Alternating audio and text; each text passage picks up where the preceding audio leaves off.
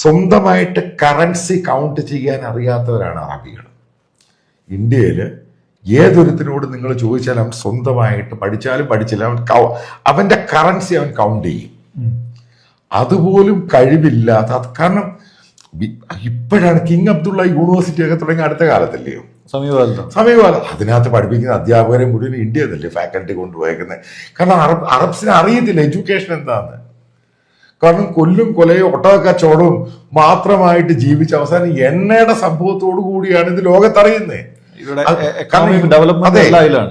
ഇവർ നേരത്തെ ഇവർക്ക് കൾച്ചറും ഒക്കെ ഉണ്ടായിരുന്നു നേരത്തെ. അത് കഴിഞ്ഞിട്ട് ഇസ്ലാമിക സംഭവത്തിൽ പോയി എല്ലാം കൊണ്ട് തൊലച്ച് അവസാനം വഹാബിസോ സലഫിസത്തെ ആ രാജ്യത്തെ ബോംബ് ഉണ്ടാക്കാൻ അറിയാം.